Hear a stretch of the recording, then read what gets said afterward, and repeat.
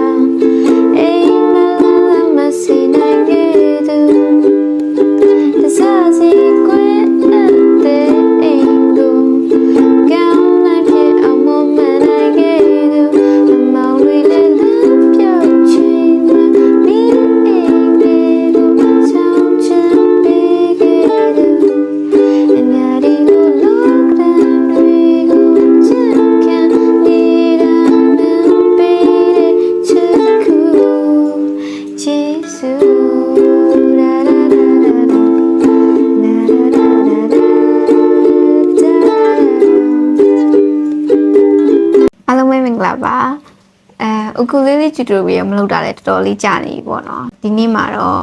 အလင်းစီဆိုတဲ့ချင်းလေးကို ukulele tutorial လုပ်ပေးချင်ပါတယ်အလင်းစီကကျတော့သူကတအားလွယ်တယ်ပေါ့နော်သူ့မှာပါတဲ့ကော့က၄ခုပဲရှိတယ်အဲ့ဒီ၄ခုပဲပတ်ပြီးတော့ပြန်တီးနေတာပေါ့နော်သူက full bar ပေါ့နော် full bar ကော့၄ခုရှိတယ်အဲ့ကော့၄ခုကို full bar ပဲတီးရမယ်ပေါ့နော်ဆိုတော့ပါတဲ့ကော့တွေကကျတော့ C A minor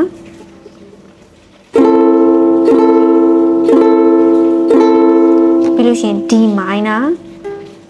ညောက်ကိုင်မယ် D minor ပြီးလို့ရှိရင် G တော့ basic chord တွေပဲပေါ့နော်ဆိုတော့ C A minor D minor Gဒါကိုပဲ round chord ပတ်ပြီးတော့တီးမယ်ပြီးလို့ရှင်တစ်ခုချင်းစီကို full bar နဲ့တီးရမယ်ပေါ့နော်သွားမယ် strumming pattern ကြတော့ down down up up down up ပြီး A minor လဲ down down up up down up D minor လဲ down down up up down up G down down up up down up ဘယ်လိုတော့မှာပေါ့နော်ဆိုတော့ sample နေနဲ့ဆိုရင်表送သွားရင်လေရတယ်ချေအောင်တွေမိန်ပြသွားရင်လေရတယ်ပင်လေးတွေချောက်ကန်သွားရင်လေ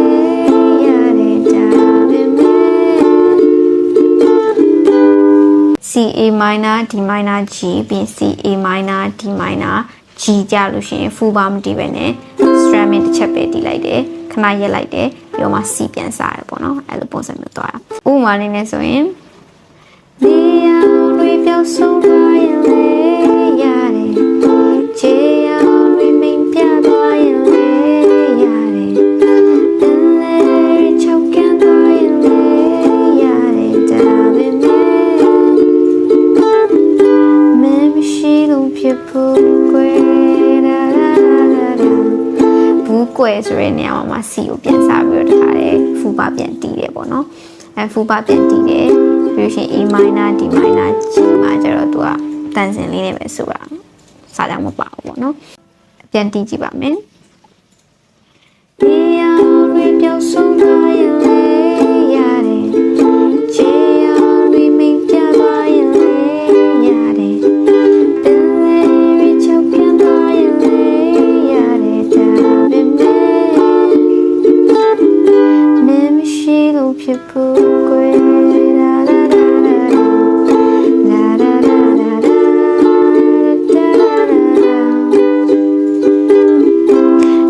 လေ C A minor D minor G ကိုပဲပြန်ပြီးတော့ခုနလို round chord ပြန်တီးရပါတော့เนาะကျွန်တော်နောက်တစ်ခုတီးကြည့်ပါမယ်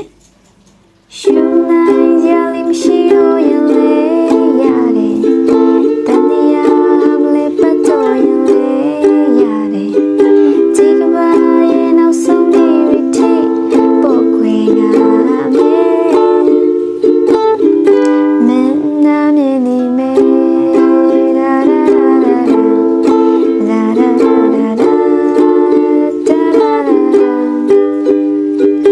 ခုန verse တွေပေါ့နော်အခုက chorus အပိုင်းမှာကျတော့လေအကုန်လုံးကအတူတူပဲဒါမဲ့အကုန်လုံး full bar နဲ့ပဲသွားတယ်ပေါ့နော်ဆိုတော့ကြည့်ပါမယ်